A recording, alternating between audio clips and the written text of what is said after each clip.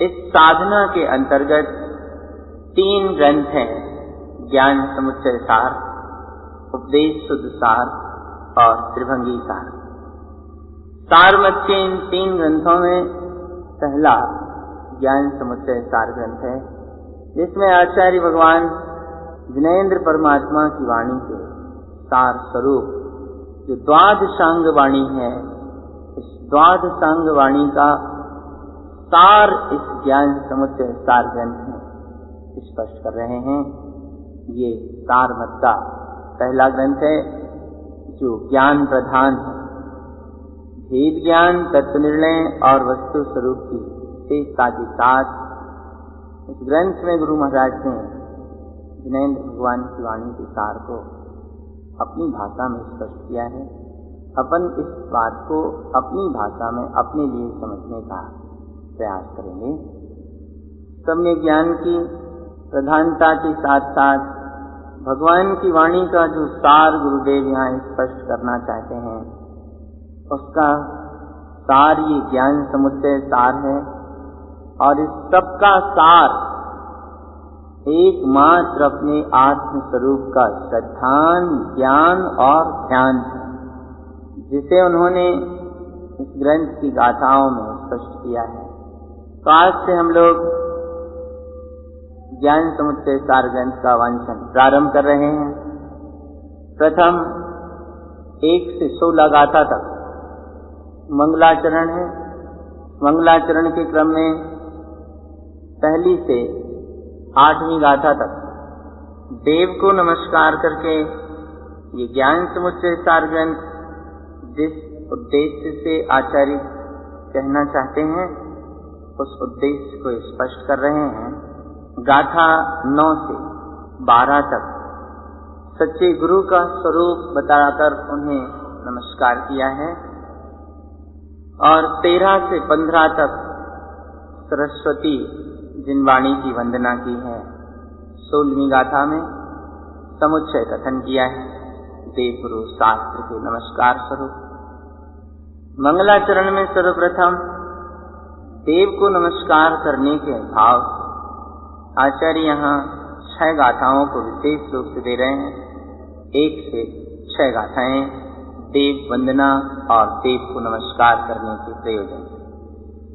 परमानंद परम ज्योति चिदानंद जिनात्मनं स्वयं रूपं समं शुद्धं वृंदस्थाने नमस्कृतम्। ओम नमः ऊर्ध्वसदना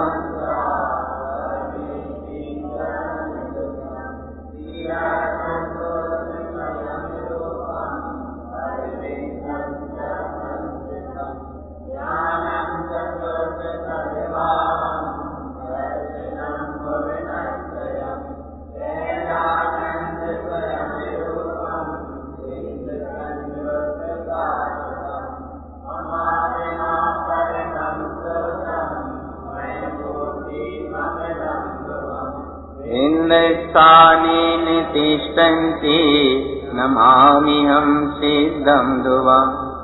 नमामि सतितं भक्तं सिद्धचक्रं सिद्धं ध्रुवम्। केवलदृष्टिस्वभावं च नमाम्यहं ध्रुवशाश्वतम्।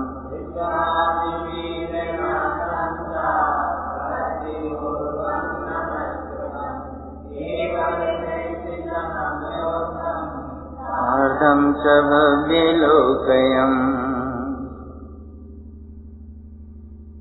इन गाथाओं में गुरुदेव देव का स्वरूप कह रहे हैं और उनकी वंदना कर रहे हैं। समेत शिखर जी भी वह स्थान है जहाँ से अनंत अनंत आत्माओं ने सिद्धि और मुक्ति को प्राप्त किया है। ये शाश्वत तीर्थ धाम है और तीर्थ तो किसी न किसी निमित्त से बनते हैं। कोई किसी संत के या तीर्थंकर भगवान के या किसी महापुरुष के जन्म से या दीक्षा से या समाधि से या अन्य किसी निमित्त से बनते हैं। और ये समेत शिखर शाश्वत तीर्थ है।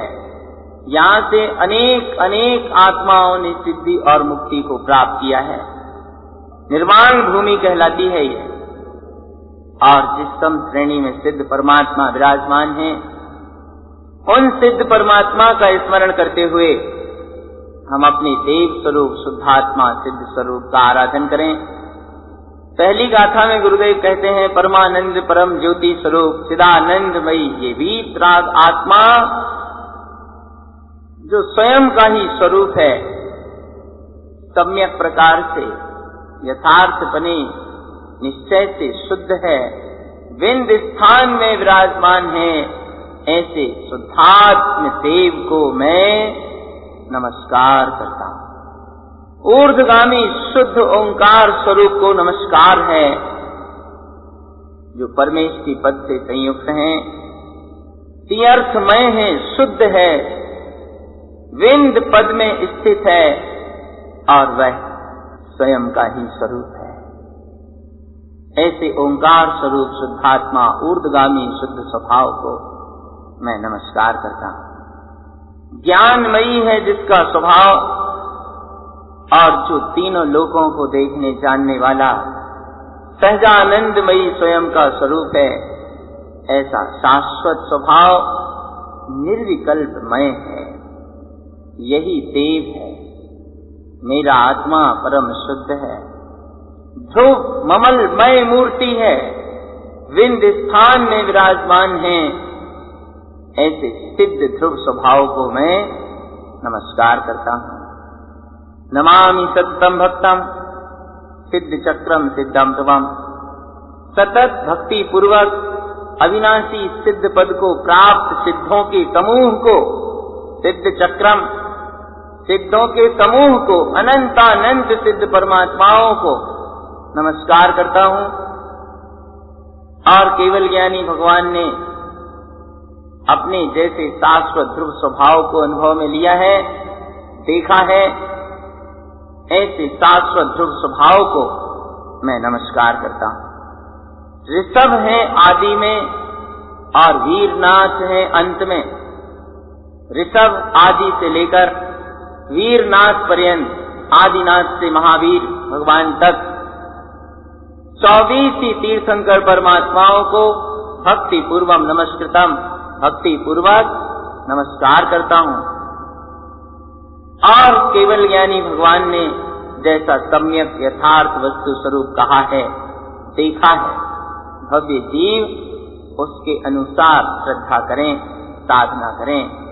ऐसे अभिप्राय के साथ ये ज्ञान समुच्चय सार ग्रंथ कहने का आचार्य संकल्प करते हैं। अगली 7वीं गाथा में और 8वीं गाथा में और चिन्वाणी के अनुसार भव्य जीवों की प्रबोधनार्थ ज्ञान समुच्चय सार की अपनी भावना को व्यक्त करते हैं। गाथा 7, 8, 5। ज्ञान समुच्चय सारम लोक सारम समम दुभम भोच्छामि जिन उक्तम च केवल दृष्टि दिनागमम जिनवाणी हृदयम चिंते संपूर्णम ज्ञान संयुतम किंचित मात्र कहन्तेन।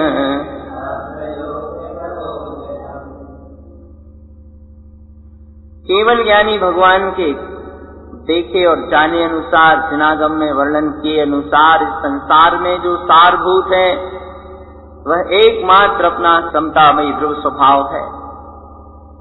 इस ध्रुव स्वभाव की साधना आराधना के लिए मैं जिनेन्द्र भगवान के कहे अनुसार यह ज्ञान समुच्चय सार ग्रंथ कहता हूं। संपूर्ण ज्ञान से संयुक्त, परिपूर्ण ज्ञान से संयुक्त जिनवाणी का हृदय में चिंतन करते हुए भव्य जीवों के प्रबोधनार्थ इस ज्ञान समुच्चय सार के माध्यम से किंचित मात्र कहता हूं, अंश मात्र कहता हूं। जिनवाणी का सिंधु तो अथाय है, अनंत है। उस संपूर्ण जिनवाणी को हृदय में श्रद्धान में लेकर संपूर्ण द्वादशांग वाणी का विश्वास अपने मन में भाव रखते हुए किंचित मात्र भव्य जीवों के प्रबोधनार्थ कहता हूं, क्योंकि सब कुछ तो कहा जाना संभव नहीं है। किंचित मात्र इस ज्ञान समुच्चय सार ग्रंथ के माध्यम से कहूंगा। इस प्रकार 8वीं गाथा तक देव स्वरूप शुद्धात्मा और अरिहंत सिद्ध भगवान को नमस्कार करके उन परमात्मा की वाणी के प्रमाण स्वरूप ज्ञान समुच्चय सार का कथन करने का संकल्प करके आचार्य अब गुरु की वंदना करते हैं, गुरु का स्वरूप कहकर उन्हें नमस्कार करते हैं। गाथा 9, 10, 11। गुरुम त्रिलोक अर्थम च ग्रंथ चेलनदिष्टते मय मूर्ति समम शुद्धम ध्यानारूढ़ गुरु स्थिरम गुरुम गगन गमनस्य दृष्टि संपूर्ण शाश्वतम ऊर्ध्वं च शुद्ध समं शुद्धं रत्नत्रयं लंकृतं जिनोक्तं च मिथ्यातिक्तं त्रिभेदयं शुद्धधर्मं त्यर्थं च भव्यलोक प्रकाशनम्। गुरम त्रिलोक अर्थम च, गुरु वे हैं जो तीनों लोकों में अपना प्रयोजनी शुद्ध समता मूर्तिमय स्वभाव है, उसके ध्यान में स्थिरता पूर्वक आरूढ़ रहते हैं और पंचचेल के 24 परिग्रह के त्यागी होते हैं। गुरु निर्मल आकाश में गमन करने वाले होते हैं। जैसे आकाश निर्मल, ऐसे वे निर्मल स्वभाव रूप गगन में गमन करने वाले होते हैं। उनकी दृष्टि संपूर्ण शाश्वत स्वभाव पर होती है, जो श्रेष्ठ शुद्ध निश्चय से रत्नत्रयमय अपना स्वभाव है। वे सम्यकपने इस रत्नत्रय से अलंकृत होते हैं, अर्थात सम्यक दर्शन ज्ञान चारित्र के धारण करता पालन करता आराधक होते हैं, वीतरागी होते हैं। विशेषता उनकी ये है कि जिनेन्द्र ने जैसा कहा है वैसा भी कहते हैं। जिनुक्तम च उक्तम च, जिन वाणी में जैसा वस्तु का स्वरूप कहा है वैसा वे कथन करते हैं। 3 प्रकार के मिथ्यात्व के त्यागी होते हैं और तीर्थमय शुद्ध धर्म का भव्य जीवों के लिए लोक में धर्म का यथार्थ स्वरूप बताते हैं कि धर्म धम्म ज्योतो जिनवरहि अर्थ ति अर्थ है जो भय विनाश भव जो मुनः ममल ज्ञान पर लो। धर्म ये है जो जिनेन्द्र ने कहा है, जो तीर्थमय ऐसे शुद्ध धर्म का भव्य जीवों के लिए प्रकाशन करते हैं। और उनकी विशेषता महिमा अगली 12 नंबर की गाथा में आरति रौद्र न दिष्टन्ते धर्म शुक्लम च संयुतम सम्यक दर्शनम शुद्धम गुरुम त्रिलोक वंदितम। जो आर्त और रौद्र ध्यान में मन नहीं लगाते, धर्म शुक्ल ध्यान में संयुक्त रहते हैं, शुद्ध सम्यक दर्शन के धारी ऐसे गुरु तीनों लोकों के जीवों से वंदनीय हैं। तीनों लोक के जीव ऐसे वीतरागी सद्गुरु की वंदना करते हैं, जिनके अंतर में कोई भी प्रकार के आर्त रौद्र ध्यान परिणाम नहीं होते, जो निरंतर अपने आत्मचिंतन रूप धर्म ध्यान और स्वभाव में लीनता रूप शुक्ल ध्यान में रत रहते हैं, शुद्ध सम्यक दर्शन के धारी होते हैं। ऐसे वीतरागी साधु त्रिलोक के जीवों से वंदनीय होते हैं।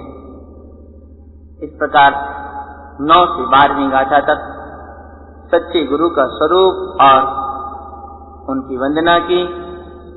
आगे आचार्य 13 से 15 गाथा तक जिनवाणी को नमस्कार करते हैं।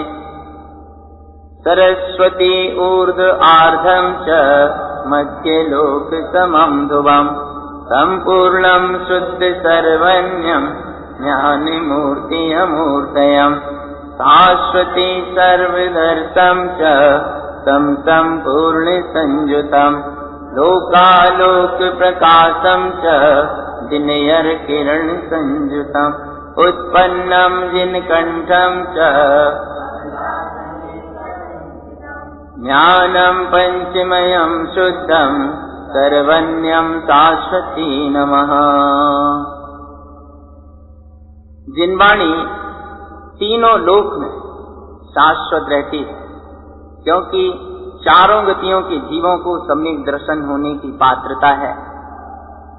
कोई भी जीव जिन वचन को स्वीकार करके धर्म को प्राप्त कर सकता है, ऐसी ये शुद्ध सर्वज्ञ स्वरूप संपूर्ण ज्ञान मूर्ति अमूर्ति है सरस्वती जिनवाणी, ज्ञान मूर्ति है।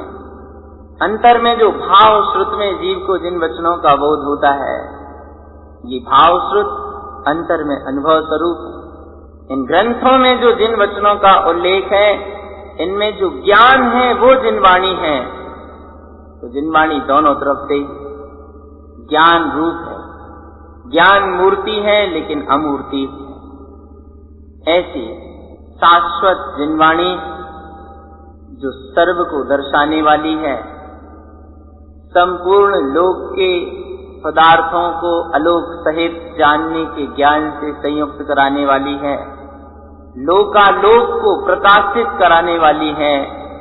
ऐसी जिनवाणी ऐसी है जैसे सूर्य की किरण, सूर्य की जैसे एक किरण हो, ऐसे जिनवाणी केवल ज्ञान रूप सूर्य की एक किरण मात्र है। इसमें पूरा केवल ज्ञान नहीं है, ये केवल ज्ञान की किरण मात्र है। और एक छोटी सी किरण से ये जिनवाणी का निर्माण हो जाता है, तो केवल ज्ञान कितना महान होगा, कितना अगाध है, इस बात की हम कल्पना ही कर सकते हैं। जिन कंठ से उत्पन्न यह जिनवाणी कंठ कमल रूपी आसन पर स्थित रहती है,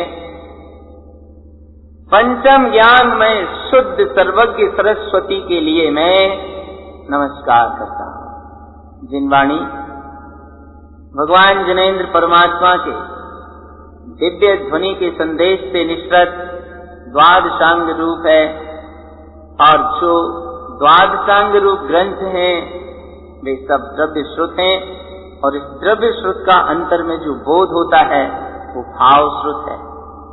और ये जिनवाणी शाश्वत है, जिन वचन सदैव शाश्वत हैं।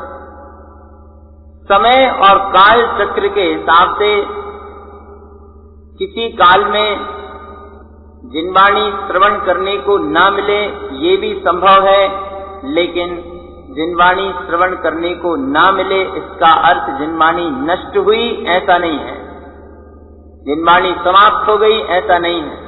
वो काल गुजरेगा और फिर जिन वचनों की महिमा प्रभावना होनी प्रारंभ हो जाएगी, क्योंकि ये जिन वचन शाश्वत रहते हैं, जिनवाणी शाश्वत होती है। और 16वीं गाथा में आचार्य समुच्चय वंदन करते हैं। देवं गुरं श्रुतं जेन नमस्कृतं शुद्ध भावना,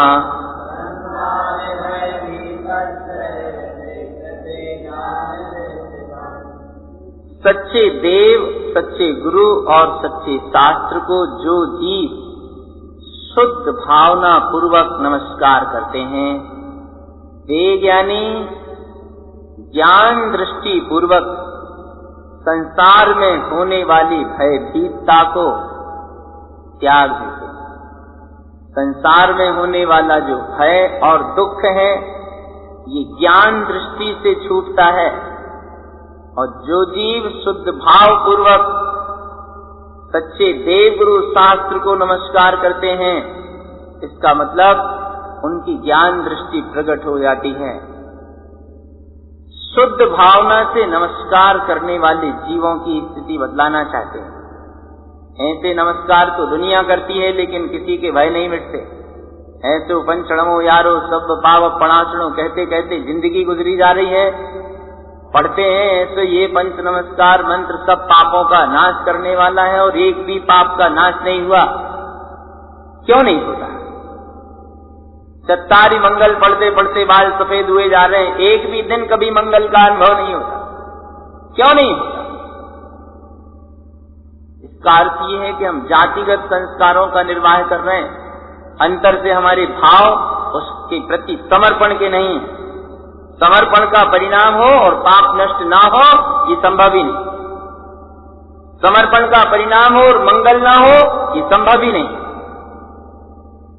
अंतर में उस चीज के प्रति समर्पण का अगर परिणाम है तो एक बार का स्मरण ही पर्याप्त है, घिसने की आवश्यकता नहीं। ये तो ऐसी जय चाई धार है कि चलाओ तो तुम तरीके से, ना कटे फिर कहना।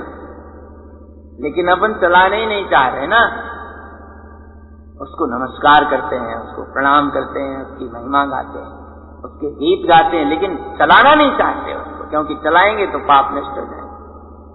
और पापों को नष्ट करना माने संसार को मिटाना है, और अपना मन संसार को मिटाने के लिए राजी नहीं है, तैयार नहीं है, इसलिए पाप नष्ट नहीं होते। और सच्चे मन से, शुद्ध भावना से जो जीव सच्चे देव गुरु शास्त्र को नमस्कार करते हैं, विज्ञान दृष्टि के धारी होते हैं और संसार में होने वाली भयभीतता को छोड़ देते हैं। भय माने दुख, भय माने भय, ये सब ज्ञान दृष्टि से छोड़, इनका त्याग हो जाना है। इस तरह पहली से 16वीं गाथा तक सच्चे देव गुरु शास्त्र का स्वरूप और समुच्चय वंदन नमस्कार करके आचार्य अगली 2 गाथाओं में जिनेंद्र भगवान के वचनों की महिमा क्या है इसे कहते हैं। जिन उक्तम वयन शुद्धस्य ज्ञानेन ज्ञानलंकृतम् संसार सरणी मुक्तस्य मुक्तिपन्थं शुद्धं ध्रुवम्। जिन उक्तम मुक्ति मार्गस्य तेनाहं शुद्ध सार्धं च।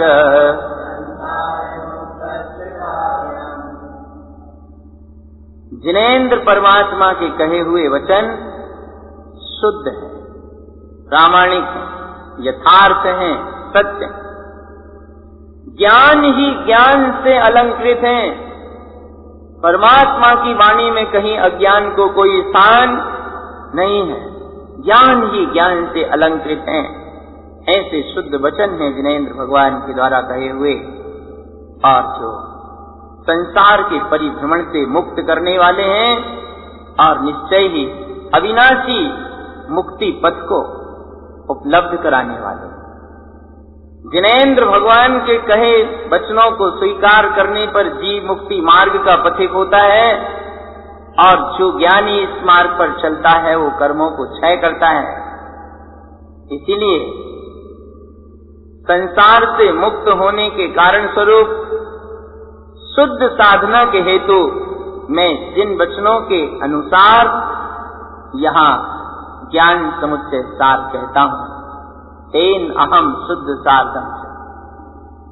भगवान ने जैसा कहा है उनके वचन शुद्ध हैं, और उन वचनों को स्वीकार करने से मोक्ष मार्ग बनता है। ज्ञानी उनके बताए मार्ग पर चलकर कर्मों को क्षय करते हैं, उनके वचन संसार से मुक्ति के कारण हैं। इसलिए मैं भी उन वचनों की साधना करना चाहता हूँ। इसी अपेक्षा से ज्ञान समुच्चय सार ग्रंथ गुरुदेव कह रहे हैं। आगामी 19 से 24 गाथा तक ये कहते हैं कि जिस जीव ने जिन वचनों को स्वीकार कर लिया, ज्ञान दृष्टि को प्राप्त कर लिया, फिर वो अज्ञानी नहीं रहेगा। और जो अज्ञानी है वो अभी ज्ञानी नहीं है। अज्ञान भाव को छोड़े तो ज्ञानी हो सकता है, लेकिन अज्ञान की पकड़ बनाकर रखे और ज्ञानी होने का विकल्प करे तो अज्ञान और ज्ञान दोनों एक साथ नहीं रह पाएंगे। ज्ञान होगा तो अज्ञान नहीं होगा, और अज्ञान होगा तो ज्ञान नहीं होगा। अज्ञान और कुज्ञान, इन दो में थोड़ा सा अंतर है। अज्ञान माने स्वरूप को न जानना, कुज्ञान माने जानना तो जिनवाणी को, लेकिन मिथ्यात्व के साथ जानना। और सम्य ज्ञान माने स्वपर का यथार्थ निर्णय होना। तो यहाँ आचार्य कहते हैं कि क्यों ये जीव संसार में परिभ्रमण करता है। हम ज्ञान की बात कहना चाहते हैं, लेकिन ये जीव अनादि से अज्ञान और कुज्ञान के चक्कर में पड़कर संसार में भटक रहा है। इस प्रसंग को 19 से 24वीं गाथा तक कहेंगे। 19-20 दो गाथाएं। अनादिकाल भ्रमणं च पुण्यानं पश्यते वटो ज्ञानं तत्र न दिष्टन्ते कोटि उदय भास्करम्। ज्ञानं पुण्यानि योगेन उत्पन्नम स्थान संयुतम ज्ञानिदिष्टि न उत्पादन्ते पुण्यानम। बटु ये बेचारा भूला हुआ भगवान कुज्ञानम पश्यते अनादिकाल भ्रमणम, कुज्ञान को देखता हुआ, कुज्ञान में रमता हुआ अनादिकाल से संसार में परिभ्रमण कर रहा है। ऐसी अवस्था में कुज्ञान में रहने के कारण इसे ज्ञान दिखाई नहीं देता, जैसे कुशियारे कीड़े को सूर्य का उदय दिखाई नहीं देता। कोसी उदय भास्कर, कोसी एक कीड़ा होता है जो मुख से रेसे निकालता है, चारों तरफ रेसे का घर बनाता है और उस रेसे के घर को इतना सघन करता है कि उसमें सूर्य का प्रकाश ही नहीं पहुंच पाता और वो उसमें घुसकर आराम से बैठता है। तो दोपहर की बड़ी दोपहरी का सूर्य हो तो वो सूर्य भी उसे उस कोस के कारण दिखाई नहीं देता। ऐसे ये अज्ञानी जीव तो ज्ञान में रमते हुए प्रत्यक्ष उदयमान ज्ञान भानु को भी नहीं देख पाता, तो ज्ञान में रमता है और अनादिकाल से संसार में परिभ्रमण करता है। तो ज्ञान में रमने के कारण कुज्ञान के योग सहित होने से, ज्ञान जब कुज्ञान के साथ होता है, ज्ञान जब कुज्ञान रूप विपरीत परिणमन करता है, तो ये अनेक प्रकार के स्थानों में उत्पन्न होता रहता है और जीव को ज्ञान में हमेशा रमता है, तब तक इसे ज्ञान दृष्टि उत्पन्न नहीं होती। तो ज्ञान में जब तक रमता रहेगा तब तक ज्ञान दृष्टि उत्पन्न नहीं होगी। और आगामी 3 गाथाएं हैं जिनमें ज्ञान और कुज्ञान की विशेषता को स्पष्ट किया है। 21, 22, 23। ज्ञानम कुज्ञान एकत्वम रजनी दिनकरम जथा, यदि रजनी उत्पादन्ते दिनकरम अस्तम गता, यदि रजनी च संपूर्णम उत्पन्नम भानुभास्करम, रजनी विलयम जानति ज्ञानम कुज्ञान विलीयते, ज्ञानिदिष्टि यथा भावम कुज्ञानम तत्र न दिष्टते, ज्ञानेन ज्ञानमयं शुद्धम। ज्ञान और कुज्ञान का एकत्व, एक साथ रहना ऐसी कठिन बात है जैसे रजनी दिनकरम, जैसे रात्रि और सूर्य। रात्रि और सूर्य जैसे एक साथ नहीं रह सकते, इसी तरह ज्ञानम कुज्ञान एकत्वम, ज्ञान और कुज्ञान दोनों एक साथ बिल्कुल भी नहीं रह सके, एक क्षण भी नहीं रह सके। यदि रजनी उत्पादन दे दिनकरम अस्तम गता, अगर रात्रि उत्पन्न होती है तो सूर्य अस्त होने पर ही उत्पन्न होती है। सूर्य अस्त हो जाने के बाद ही रात्रि पैदा होती है। अगर सूर्य बना रहे तो रात्रि नहीं हो सकती। यदि रजनी च संपूर्णम उत्पन्नम भानुभास्करम, अगर घनघोर रात्रि है, परिपूर्ण रात्रि है और भानुभास्कर उत्पन्न हो जाए, रजनी विलयम जानती, जैसे रात्रि विलय को प्राप्त हो जाती है, ऐसे ही ज्ञानम कुज्ञान विलय। घनघोर रात्रि हो अगर सूर्य उदित हो जाए तो जैसे रात्रि विलय को प्राप्त होती है, इसी तरह को ज्ञान और अज्ञान की घनघोर रात्रि हो, ज्ञान सूर्य उत्पन्न हो जाए तो सारी अज्ञान और कुज्ञान की रात्रि विलय को प्राप्त हो जाए। जैसे ही जीव का ज्ञान दृष्टि का भाव बनता है, ज्ञान दृष्टि यथा भावम, जैसे ही ज्ञान दृष्टि का भाव जागता है, कुज्ञानम तत्र न दिष्टते, फिर वहां को ज्ञान दिखाई नहीं देता, बल्कि ज्ञान से शुद्ध ज्ञान में होने पर स्वयं कुज्ञान विलीयते, कुज्ञान अपने आप विलय को प्राप्त हो जाता है। जिनेन्द्र परमात्मा ने ऐसे ज्ञान को ग्रहण करने की प्रेरणा दी है और इस ज्ञान का फल क्या है, इसे आचार्य 24वीं गाथा में कहते हैं।